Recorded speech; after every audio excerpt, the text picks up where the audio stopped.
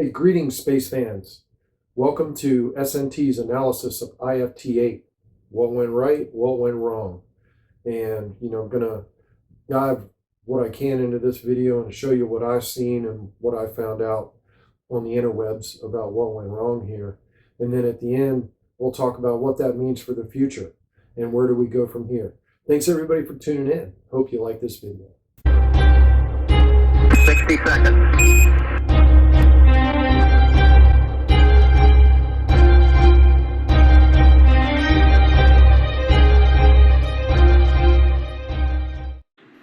Well, welcome everybody. This is going to be my SNT's dive into Starship Flight 8 water deluge and launch. Check out these awesome drone shots. This drone pilot did a great job. Right here, look at this drone pilot. Now he's trying to pan the camera, and you actually see one of the rotors of the drone as he's panning up. You see the rotor right there. That's amazing. That's just an amazing shot. So all 33 engines on, booster 15 here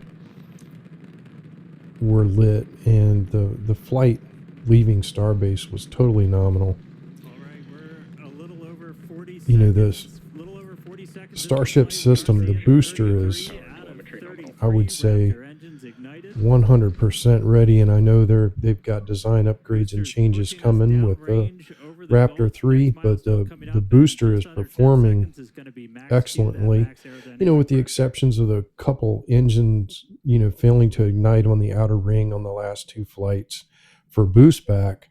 And, they did have one that didn't ignite on the catch burn, but on the burn on the way up, man, these things have been pretty solid since flight 2 or 3. These boosters never test flew by themselves. They always test flew pushing a Starship, which I thought was interesting. But the booster is solid. SpaceX's experience, obviously, with the Falcon 9 has played into what they've been able to do with these boosters. Attached to the top of the booster, we'll see all but those 3 center engines shut down on booster.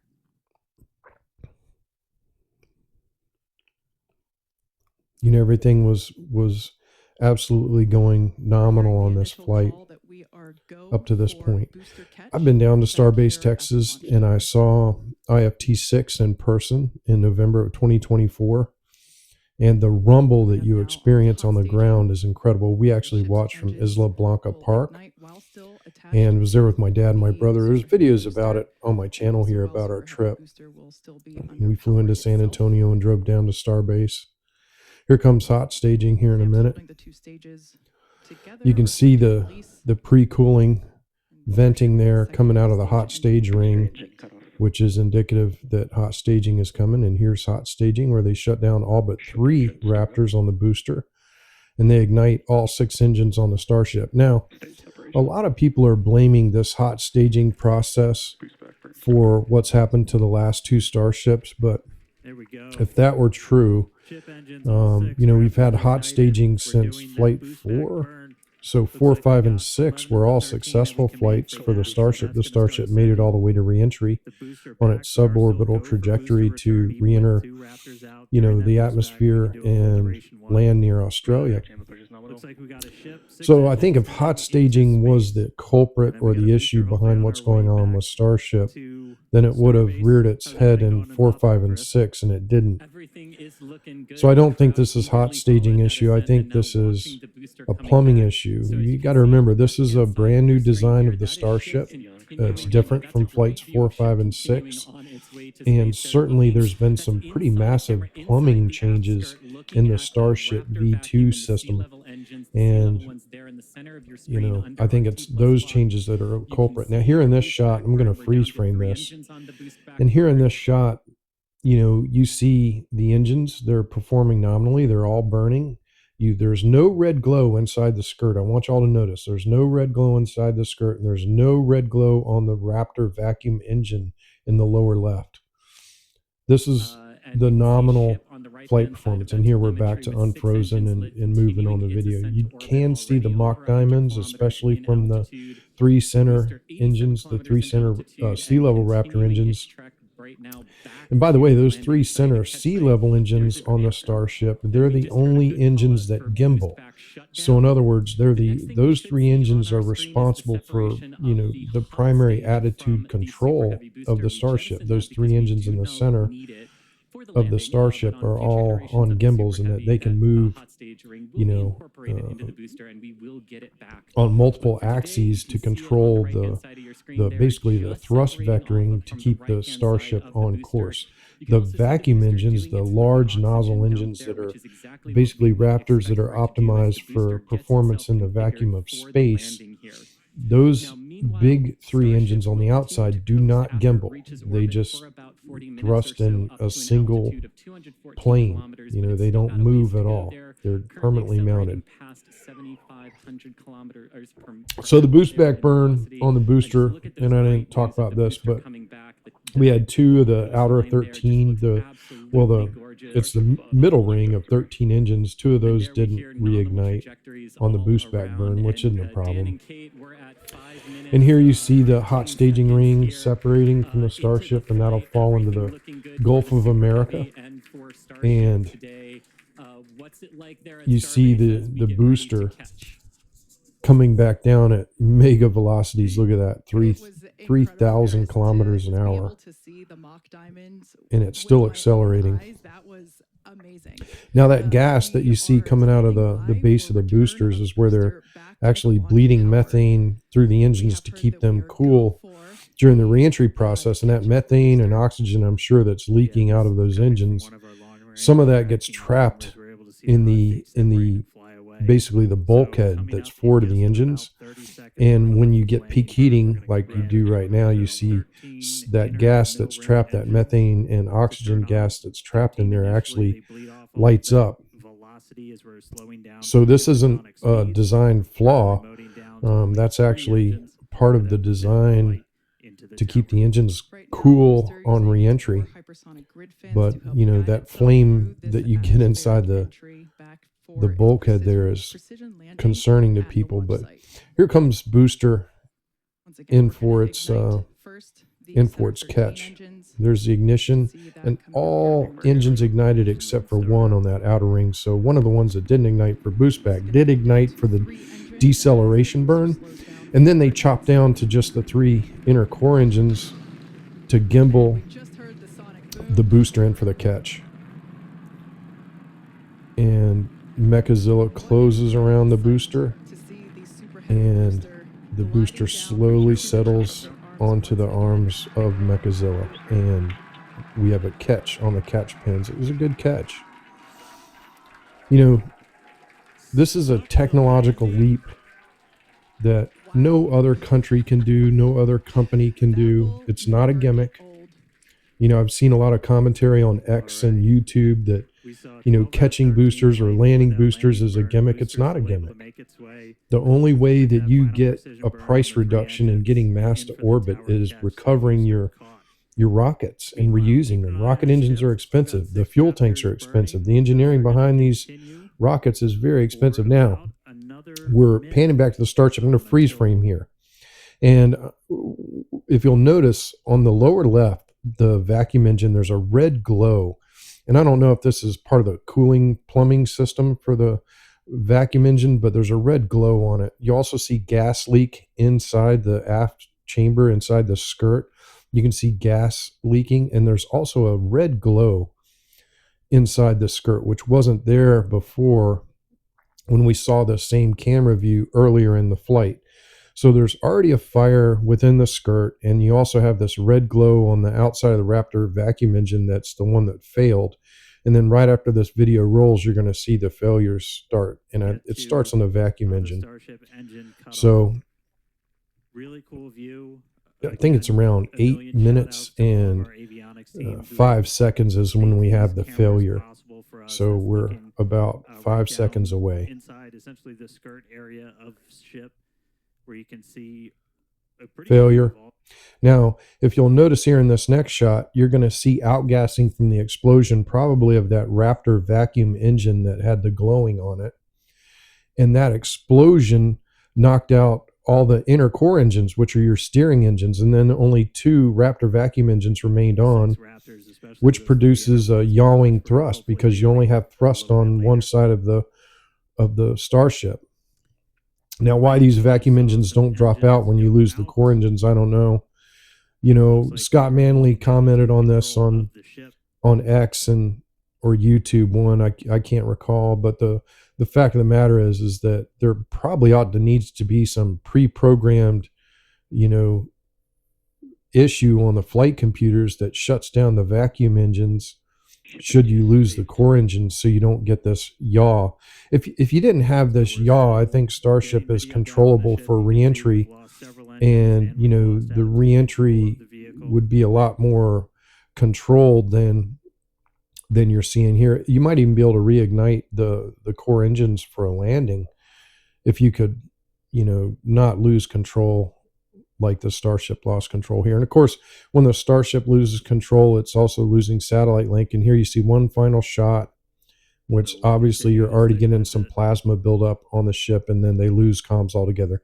And then the Starship is captured here, spinning in Florida, and you see the thrust, and then boom, there's your FTS.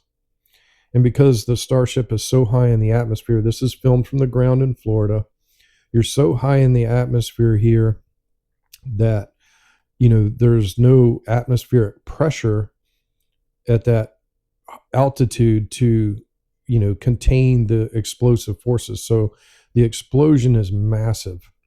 And when the FTS goes off, the fuel tanks, the oxygen, the methane that's left on board the Starship detonates and splinters the Starship into thousands of pieces. Now, these thousands of pieces then begin raining down, but realize that at this point in Starship's flight, it was almost going 21,000 kilometers per hour. It was very close to orbital velocity. You know, they only had another 45 seconds or so remaining in the burn before they would have shut down anyway. So this thing's at suborbital velocity, extremely high velocities, falling into the atmosphere. And we've all seen on previous Starship flights that when you have burn through of even the stainless steel surfaces, there were stainless steel surfaces that actually melted away. And we saw that clearly on flight 4, 5, and 6, on Starship's flights 4, 5, and 6, especially flight 4. You know, there was massive burn through, which that was the first successful propulsive landing in the ocean near Australia, was flight 4. And we had massive melt through of one of the forward flaps, which is part of the reason why they redesigned Starship to the version 2 to move those forward flaps further dorsal and further forward to get them out of the plasma slipstream on reentry to protect them. But we've all seen that stainless steel absolutely melt and burn up. And that's what's happening here. You know, Scott Manley, Angry Astronaut, and a bunch of others have commented, you know, that the FAA should have never allowed this flight. And there you see a plane in the background going by, in the foreground, I'm sorry. But the funny thing is that, you know, these flights are along a corridor that's not over land, it's not over people, it's over the ocean. And yes, it's weaving between islands in the Caribbean, but the breakup in the upper atmosphere and the velocities that it's traveling at, I would say a bulk of the Starship is gone. I highly doubt there's much that survives those type of speeds on reentry. Most of the Starship burns up, melts, and evaporates at these high velocities in the atmosphere. Certainly the tiles are gonna make it down through these reentry speeds, and they're going to, you know, make it down to the ocean, but again, over uninhabited portions of the ocean. And here you see the 2 remaining pieces that fade away. Well, space fans, we got through the video on IFT-8. The question is, what do we do? What do we do next? Where do we go from here? There's been a lot of talk about the FAA licensure and whether after IFT-7 they should have even issued the license for this flight. SpaceX thought they had the problem licked. Obviously, they didn't. Is this an issue with hot staging? Is this an issue with, the plumbing in V2 Starship? Look, on flights 4, 5, and 6, we obviously had good ship all the way to reentry, all the way through reentry to landing. I was actually present for flight 6, and here's some pictures of me at Starbase. When I went down to see flight 6. This is me and my dad and my brother. We made it down November of 24 for flight 6. There's me in front of the stack with the old SpaceX sign that's gone now. And then there's me in front of the Star Hopper, little Hoppy. There's me posing in front of the full stack from the dunes. They had a hike to get there. This is me in front of Starbase. And you see Booster 12 in the background there. And then me and my dad and my brother at Isla Park to watch Flight 6. It was an awesome experience. You should go down there and try it. Flight 6. I was actually present for the last successful flight of Starship. It wasn't a booster catch. The booster got diverted into the Gulf of Mexico, so we didn't get to see the booster catch. But we did get to watch Starship while we were sitting in traffic for 4 hours from Isla Blanca Park. We did get to see the Starship on SpaceX's feed re-enter the Earth's atmosphere and land propulsively off the coast of Australia. Now, if hot staging was a problem or created massive damage on the Starship, I think we would have seen evidence of that in flights 4, 5, and 6, and we didn't. So since we didn't see evidence on flights 4, 5, and 6 of hot staging, what has changed since flight 4, 5, and 6? Well, there have been massive changing within the plumbing, especially the downcomer on the V2 Starship, where they've basically left the ability for multiple feeds, like they're going to add more engines inside of the skirt on the Starship. And they're also, I believe, prepping for the Raptor V3s to be installed on the Starship too. And perhaps some of this plumbing really wasn't ready for the big time. The plumbing on the V1 Starship had already survived, all the test flights of the SM Starships, where they actually left the suborbital launch pads, the launch mounts that were temporary, and they leapt up into like 60, 70,000 feet in altitude. They fell down through the atmosphere, where they then propulsively landed, where we saw that culminating in the flight of SN-15, I believe it was, which successfully landed. SN-10, I think, successfully landed too, or one of them, and it blew up after it landed. But the fact of the matter is that the V1 Starships and the plumbing in the V1 Starships was pretty rigorously tested, including in actual flights atop the Super Heavy booster. So what's changed is the plumbing within the Starship, specifically the downcomer and the engine feeds, and now they're using vacuum wrap lines, and the downcomer, there's some discussion that there was some methane leaking into the oxygen tank, and I don't know. There's all kinds of rumors on the internet, but I think the fact of the matter is we've got a plumbing leak.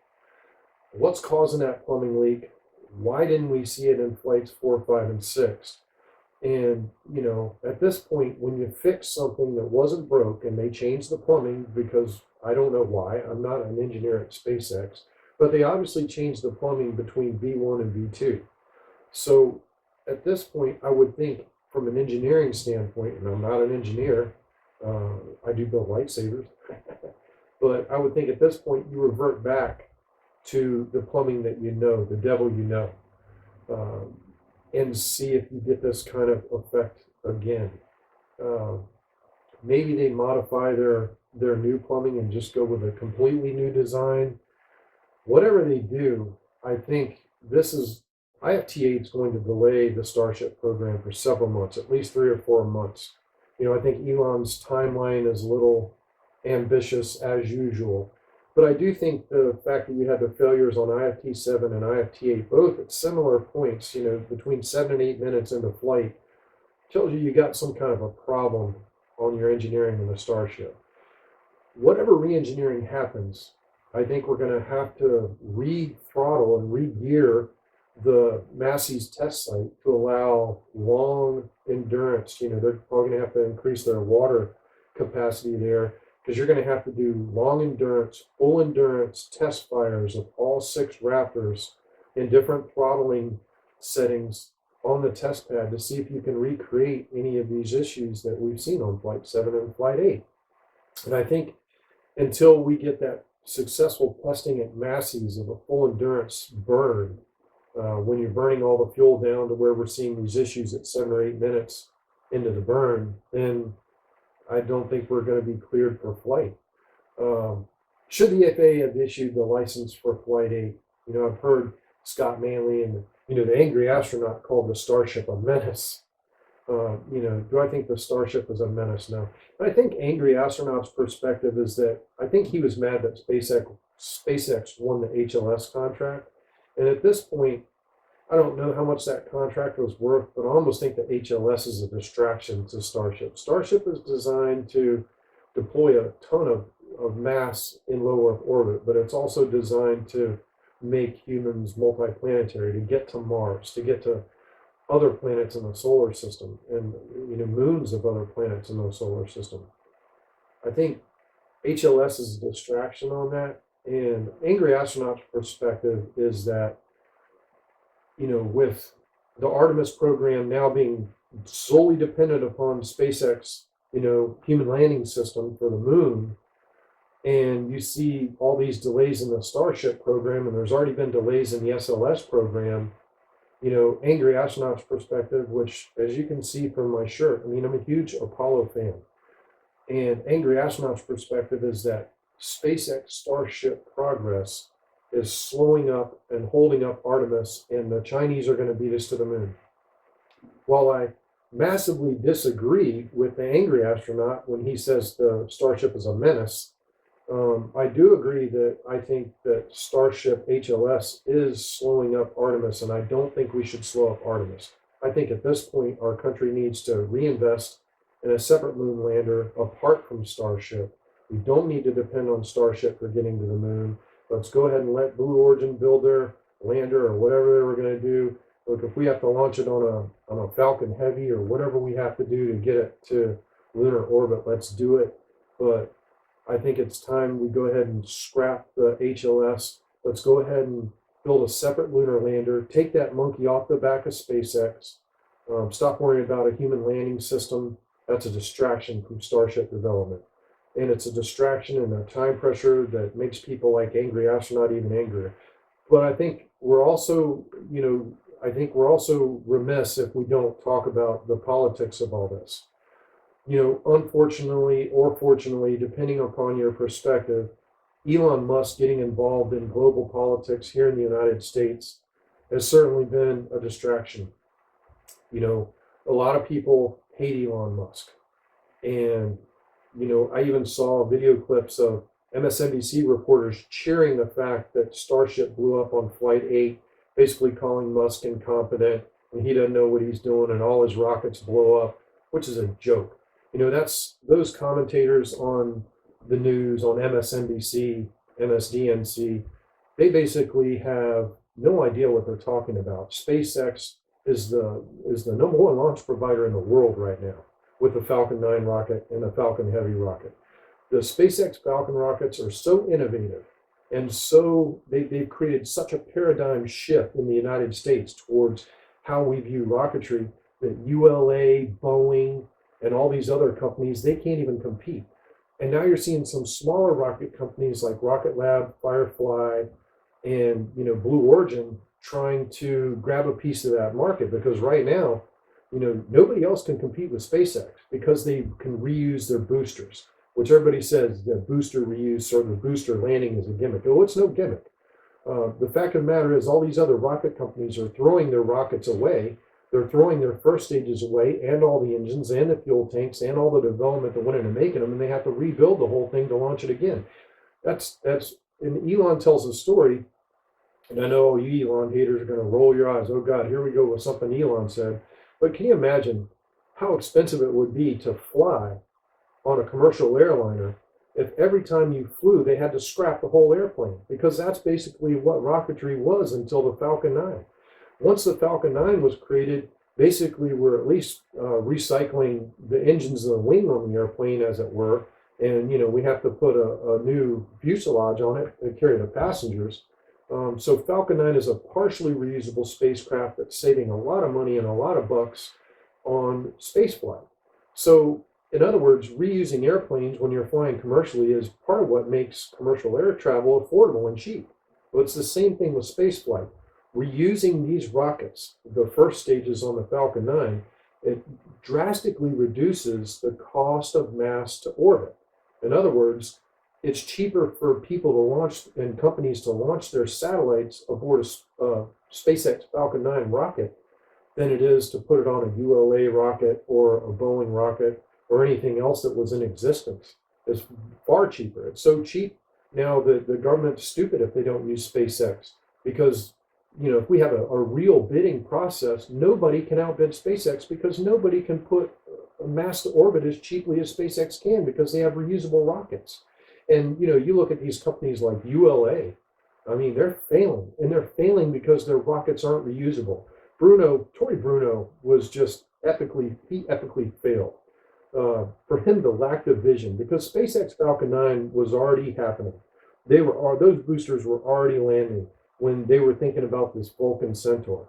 And instead of developing a reusable rocket system, they sat around and twiddled their thumbs and waited for Blue Origin to ship them BE-4 engines that now they have some kind of supposedly reusable module on the back where they're going to try to save the engines, but they didn't.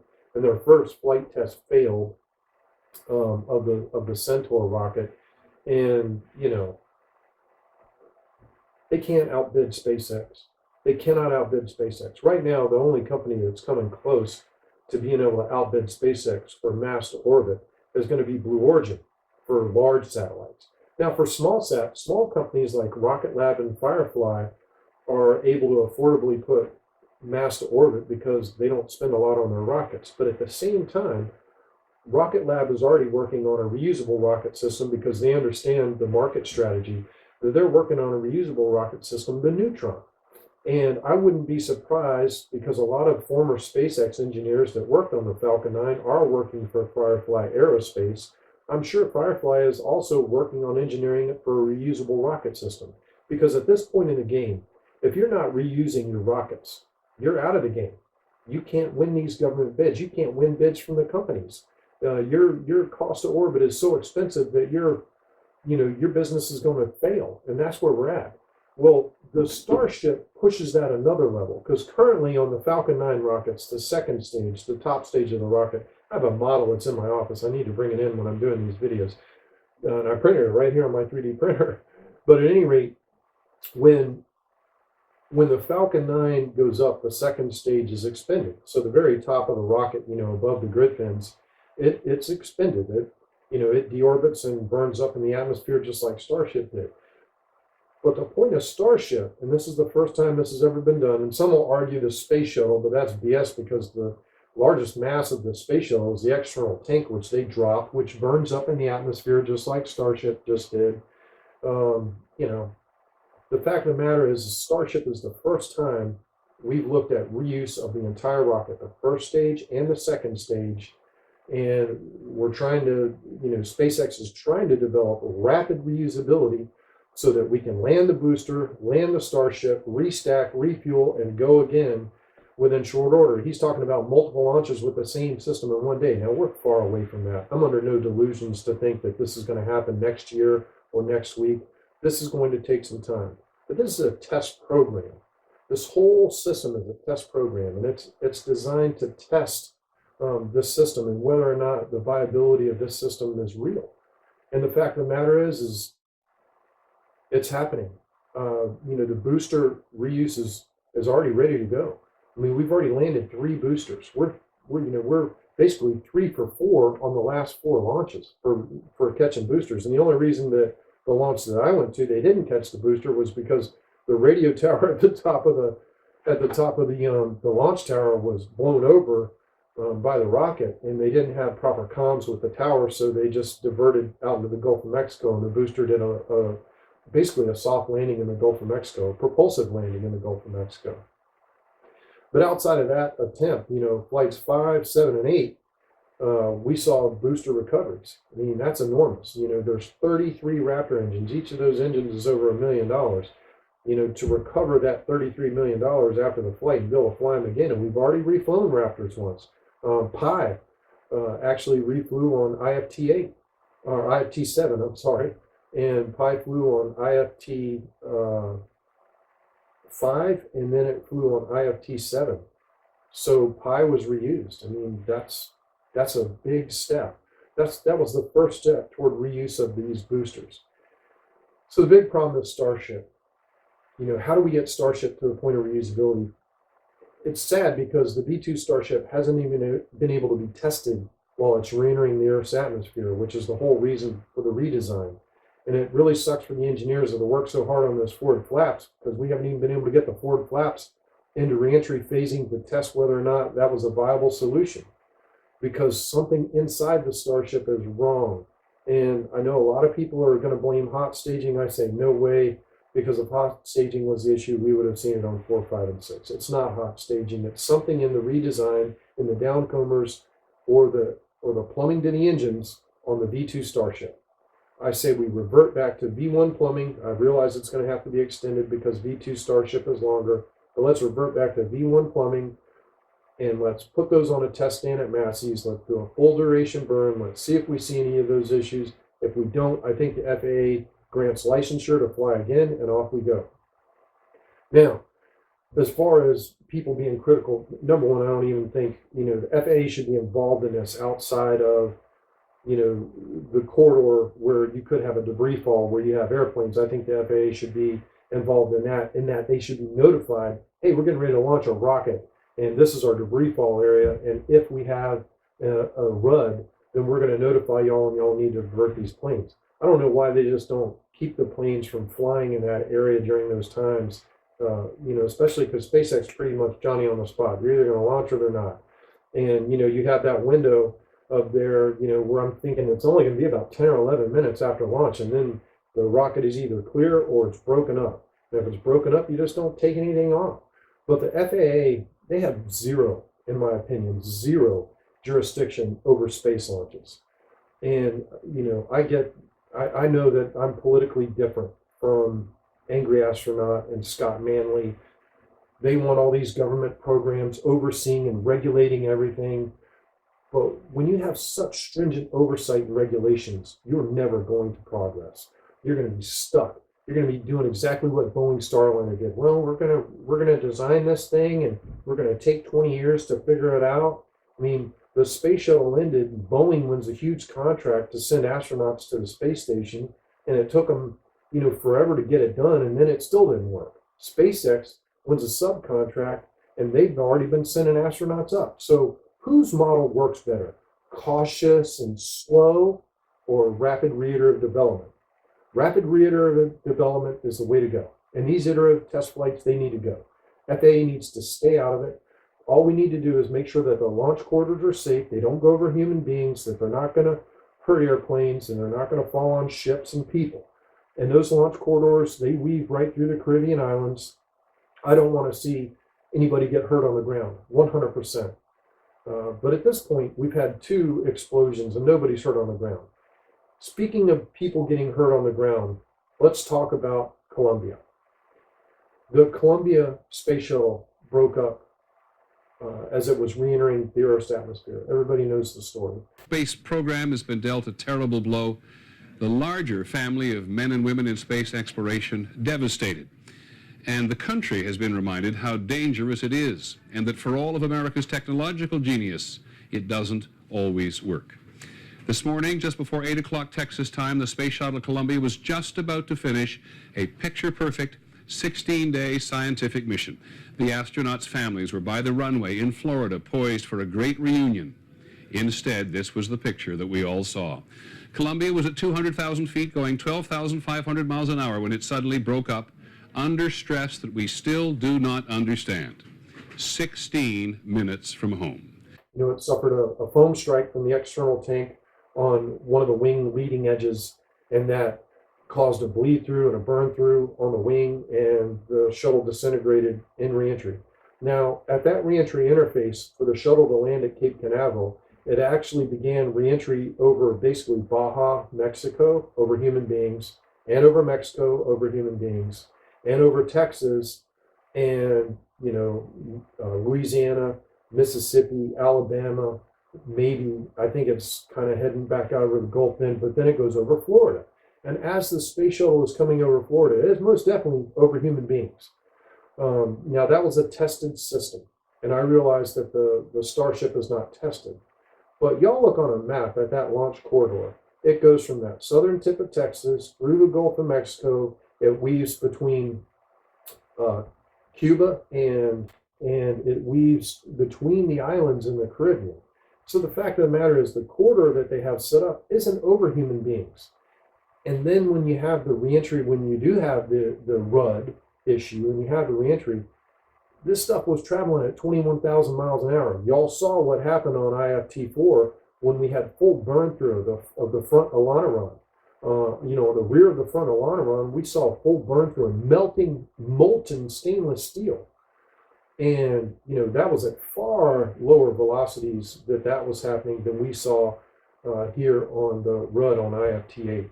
The fact of the matter is that a bulk of that stuff after the onboard flight termination system activated was disintegrated into a thousand little pieces and burned up in the atmosphere. Sure, some of the tiles are going to make it. Sure, maybe some of the heavier metals are gonna survive reentry, but dollars to donuts. They all splashed down in uninhabited parts of the South Atlantic, east of the Caribbean islands, especially because IFT made it 1 minute longer. So that's kind of my thoughts and analysis into IFT-8, where we need to go from here. I do think we need extensive ground testing on a totally redesigned Starship version 2, or we need to go back to plumbing that we saw in V1. But whatever they do needs to be extensively ground tested, probably a full duration burn at Massey's, which means I think they're going to have to increase their water deluge capacity at Massey's to do a full duration burn on Starship. But that is the solution. That's where we go from here. And, we've got to finish developing the SpaceX Starship. This is important for humanity. It's going to be inspirational to the masses. What we could potentially do with this system is a paradigm shift in space travel, period. We have to be multiplanetary. There's multiple threats: asteroids, comets, disease, all kinds of things that can affect humanity. And here, while we have this brief moment, this brief opportunity where we have the technology and we have the capability, I think to not try to extend human life is fallacy. A lot of people say, why spend all this money on rockets? And here I am wearing an Apollo 11 simulated spacesuit get-up sweatshirt. I am a child of Apollo 11. I grew up during the Apollo 11 flights. I was actually on Earth for the last Apollo landing. And I grew up, my dad was a fan of it. I went to Cape Canaveral. I've seen the Apollo 1 stand that's abandoned in place at Cape Canaveral when you used to be able to get out and walk around it. I've walked on the space shuttle runway at Cape Canaveral. I am a huge fan of space. I've been inspired in my whole life because of the technology of space. I build electronics, electronic lightsabers, but all this technology and interest in space and Star Wars and sci-fi was inspired because my father's love of space. I did model rocketry as a child. I built and flown model rockets all my life. And I'm a mega space nerd. And I think that what served to inspire me to be successful at that level in life will also inspire young children of today to be scientists, engineers, fabricators, metalworkers, coders. And I think that if you fail to spend money on visionary concepts like this, then what hope is there for humanity? Yes, we have death and destruction and starvation here on Earth. And yes, we need to spend money and try to resolve those things. But if you don't give humanity something to hope for, something to look forward to, like what is our purpose here? What are we doing? What are we doing? We've always explored. Human beings have always explored. Humans sailed west from European continents to find this continent. The Norwegians also sailed west, and they were explorers. Human beings are explorers. It's in our tendency. We're nomadic beings. We must move around, and we move around to find resources or to find safer shelter. That's what we've done during our whole existence. And that's what the Starship program is about. It's to inspire humanity to continue that exploration spirit, to be pioneers, to move forward, not look back. And maybe in the midst of all this technology that's being developed by SpaceX and other companies to further our abilities in space, maybe humanity finds some hope, or maybe we find some solution to some of these problems we're experiencing here on Earth. Technological solutions that were created on the Apollo 11 or on the Apollo rockets in general, those technological advances actually caused the revolution that I'm using right now. There's more computing technology in the phone that I'm recording this video with than there was on the Apollo 11 lunar lander. That's insane. But that technology wouldn't have been possible if it hadn't been for the vision of the engineers at NASA in the 1960s when they were pushing to build all this stuff. And that technology proliferated throughout the United States. The Apollo program, even though it was expensive and it was a massive cost to our country, I think it, number one, served to inspire young generations like me to have hope and faith in humanity and for a push to explore. And number two, it created technologies that, proliferated out into the general public. Now it took, 15, 20, 30 years for some of that technology and idea to proliferate, but it's out there. And I think, we can thank the space program for that technology proliferating. So on that end, I'll say this to Angry Astronaut, because I've commented on your videos a couple of times, and I was not happy with you calling the Starship a menace. And I will say this, I want to go to the moon. I want the Artemis program to succeed. I don't want Starship to hold up the Artemis program anymore. Angry, I hear you. I want to go back to the moon too. But Starship is not a menace. Starship is not a menace. Starship is the future. Fully reusable rockets are the future. And if you think otherwise, you're crazy. SLS is a big pile of money junk. And yeah, it works, and yeah, it'll get us there, but it's junk. We can't afford to do programs like SLS where we're throwing everything away. Starship is the future, but if we need SLS to get us to the moon, then take SLS to the moon and build another lander. I don't care what they do. I think we do need to get to the moon. We need to beat the Chinese there. But if you think that Starship is not the future, bookmark this video, because it is. And I guarantee you that it is. The Falcon 9 rocket was the future back in the 2000 teens, and now you're seeing it. The vision that created the Falcon 9 is the same vision and engineers at SpaceX, and it's more than just Elon Musk. It's all the engineers at SpaceX that are the geniuses behind this. And some of the geniuses that were behind the Falcon 9 rocket at SpaceX are now working for Firefly and Rocket Lab and these other companies. So you're already seeing that intelligence and knowledge proliferate throughout the space, community. And I think that's a good thing. I don't think it's a bad thing. So with that, I'm going to wrap up this video.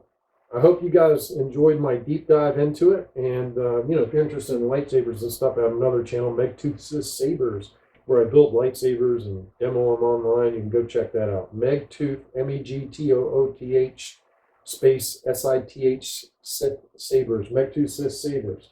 That is my lightsaber channel. And check that out if you're a Star Wars nerd like me. But until next time, we'll see you. 60 seconds. That's one small step for man.